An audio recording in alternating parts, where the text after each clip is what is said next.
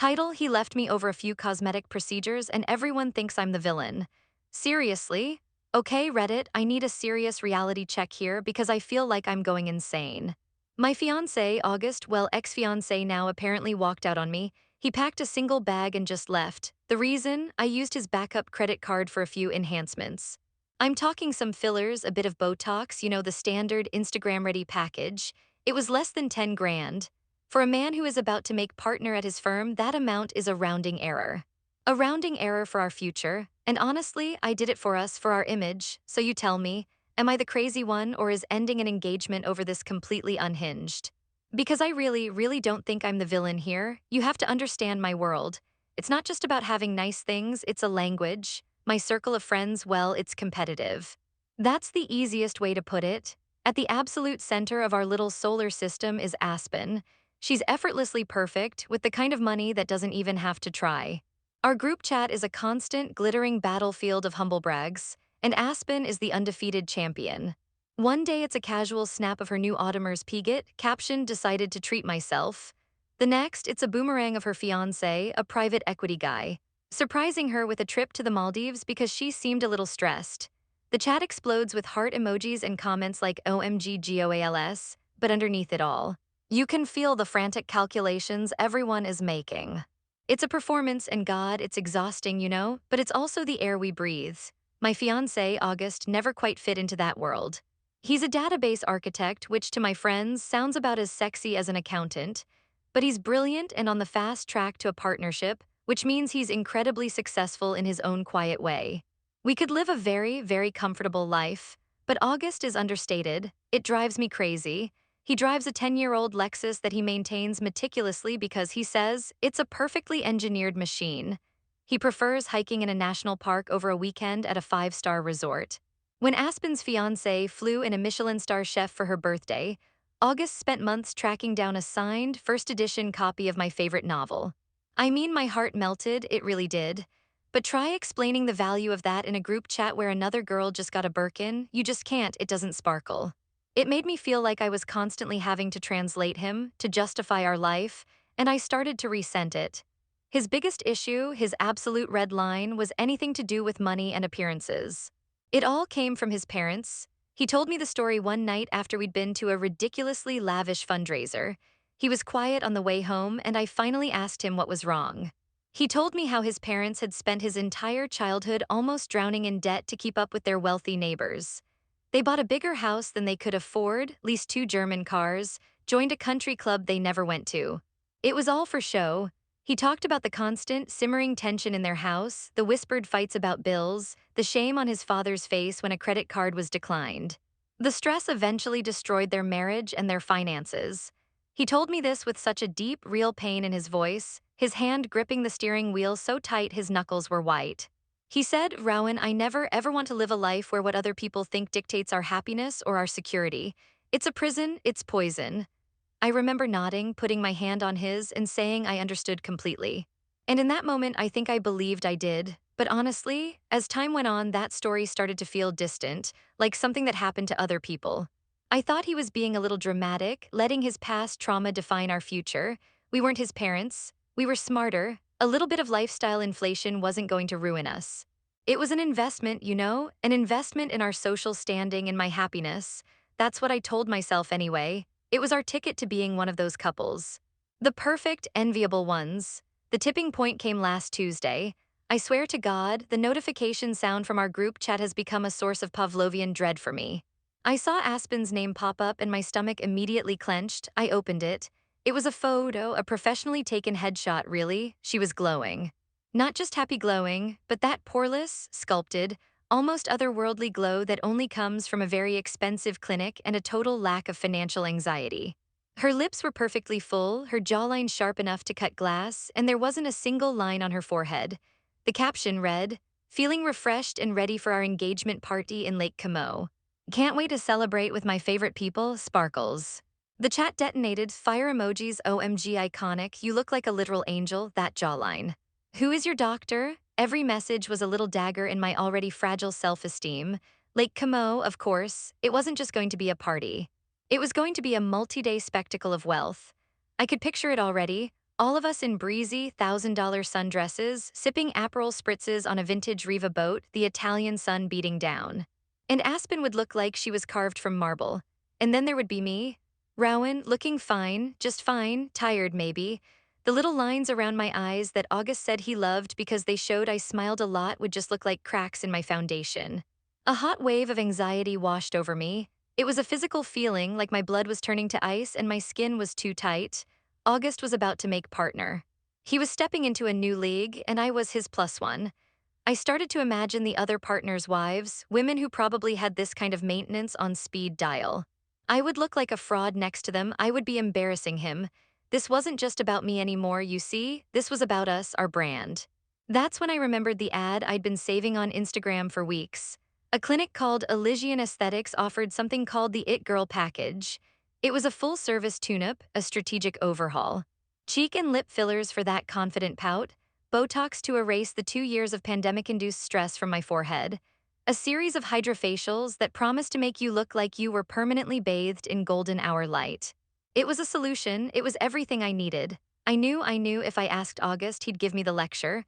The whole "you're beautiful as you are, Rowan, don't fall for that consumerist trap" speech. He'd bring up his parents. He wouldn't get that this wasn't a trap, it was a uniform. It was the price of admission into the world he was about to enter, so I made an executive decision. I thought of it as a strategic investment in our social future. He'd thank me later when he saw me schmoozing with the senior partner's wife, looking every bit the part. His backup credit card was in the little ceramic bowl by the door, nestled amongst loose change and his spare key. He kept it for emergencies. Well, this felt like an emergency. My hand didn't even shake when I picked it up. The apartment was silent. I sat on the sofa, the glow of my laptop illuminating my face, and I copied the numbers into the clinic's booking form. The total came to $9,500. I stared at the number for a second, my heart hammering, then I thought of Aspen's perfect, serene face. I clicked confirm, and for the first time in weeks, I felt like I could breathe again. I had the procedures done on my lunch break Thursday. The clinic was sterile and white, smelling of antiseptic and expensive scented candles. I lay back in the chair, my heart pounding with a mixture of fear and giddy excitement. Each little prick of the needle felt like a step towards a better, shinier version of myself. I came home a little swollen, a little bruised around my mouth and forehead, but buzzing with a kind of triumphant energy. I felt like I had a secret, a wonderful, glamorous secret that was blooming right under my skin. August was working late preparing for the partnership announcement, so I had the whole evening to myself. I ordered my favorite takeout, put on a mindless reality show, and sat on the couch with a bag of frozen peas pressed to my face, dreaming about my grand reveal in Lake Como. I had the whole story rehearsed in my head for when I'd eventually tell him. I'd wait until he officially made partner, we'd crack open a bottle of champagne, and I'd confess my little splurge with a self-deprecating laugh. I'd frame it as a moment of pre-wedding jitters, a silly indulgence. He'd probably roll his eyes, maybe grumble a bit about the cost, but then he'd see how happy and confident it made me, how I glowed in the photos from Italy, and he'd get over it. Men don't really understand these things, but they appreciate the results, right? He got home around 9, looking exhausted but in a decent mood. He dropped his briefcase by the door with a heavy thud. "Hey you," he said, coming over to kiss me. He paused for a second, his lips hovering near my forehead. "You okay? You feel a little warm." "Just a headache," I mumbled, turning my face away so he wouldn't see the faint bruising. He bought it, he was too tired to notice. We ate dinner, he talked about his day. I pretended to listen while my mind was cataloging post-procedure instructions. We watched an episode of some dense historical drama he loved, and everything felt completely, dangerously normal. I was getting away with it. The next morning, everything changed. I woke up early, my face feeling tight and alien. I stumbled into the bathroom and stared at my reflection. The swelling had gone down a bit, and I could see the ghost of the new me emerging. My lips were fuller, the lines on my forehead were gone. It worked. A giddy smile spread across my new face. I was in the kitchen making coffee when August walked in. He wasn't in his work clothes, just a t-shirt and sweatpants. His hair was a mess, like he hadn't slept. He wasn't looking at me. He was staring at his phone, his thumb just scrolling. His whole body was tense. "Hey," I said, trying to sound breezy and normal. "You're starting late today." He didn't answer. He just walked over to the kitchen island, placed his phone face down on the cool marble, and slid it towards me. His hand was trembling slightly. On the screen was an email from his credit card company. The subject line was capitalized and aggressive, fraud alert notification. And there in the body of the email was the charge in bold, damning letters: $9,500 merchant, Elysian Aesthetics. Honey, he said, and his voice was so unnervingly calm it was terrifying. Can you please explain this to me? My blood ran cold. My first instinct, my stupid first instinct was to lie, to perform. Oh my God, August, your card's been cloned. That's what that weird email was. We have to call the bank right now, I said, my voice pitching up in a fake panic, reaching for my own phone as a prop. August just stared at me. He didn't blink, his eyes were locked on mine, and I felt like he could see every ugly, deceitful thought in my head. Don't, Rowan, just please don't do that. The silence in the room was suffocating.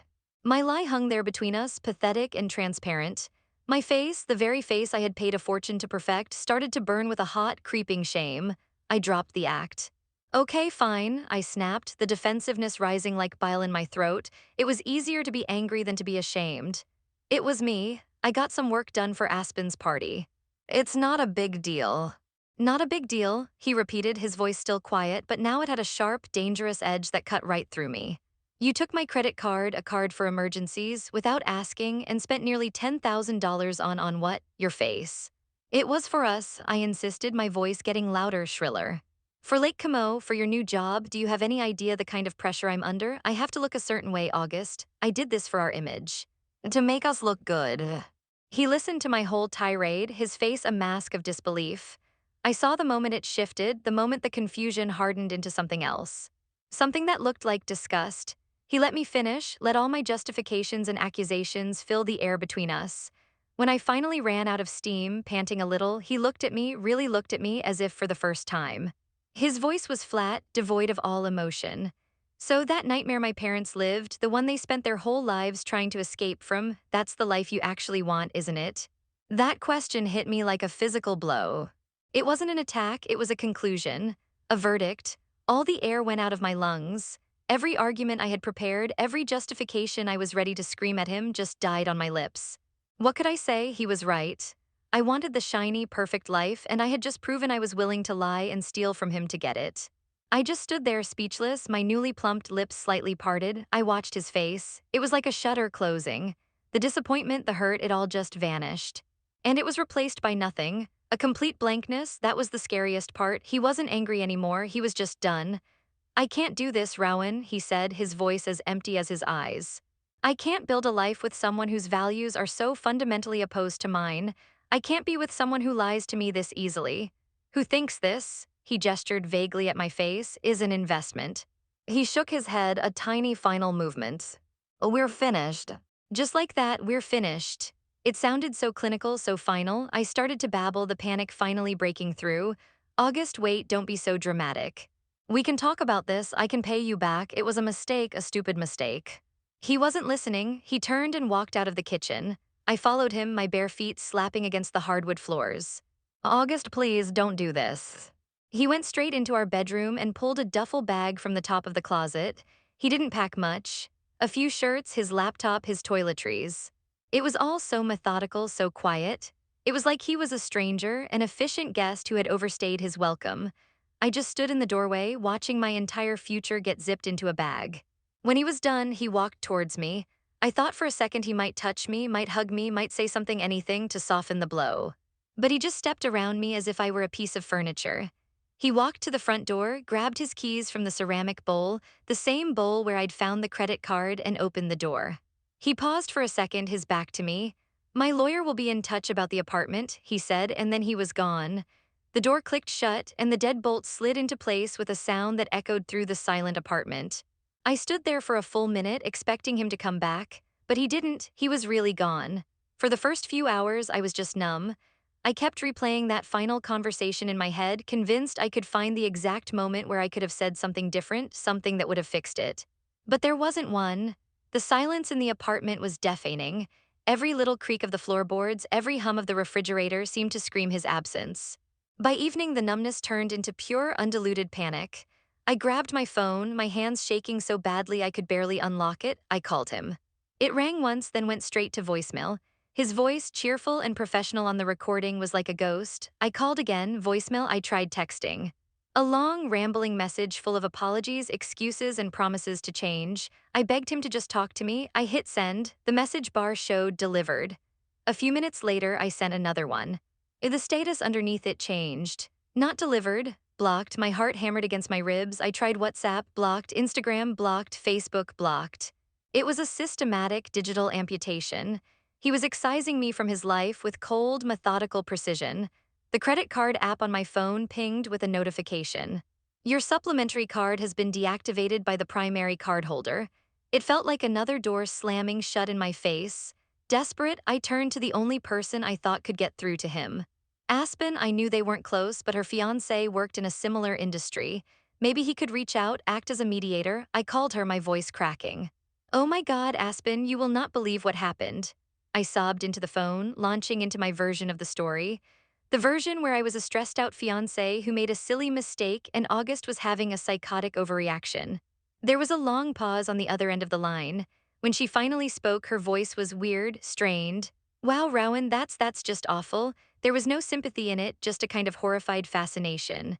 Can you please talk to him, or have your fiancé talk to him? Just tell him he's being insane, I pleaded. Oh, I don't know, Rowan, she said quickly, her voice laced with an unmistakable awkwardness. I really don't think we should get involved in that, it's so personal. But you're my friend, I cried out, the desperation making me sound pathetic even to my own ears. Yeah, totally, she said, the words sounding hollow. Look, I have to run, I'm in the middle of a fitting, this is just wow, I'll talk to you later, okay? And then she hung up. She didn't call back, I sat there staring at my phone, the dial tone buzzing in my ear. That's when I finally understood. To Aspen, to all of them, I wasn't a friend. I was a character in the story they told themselves about their own perfect lives. And now my storyline had become messy, embarrassing. August hadn't just left me.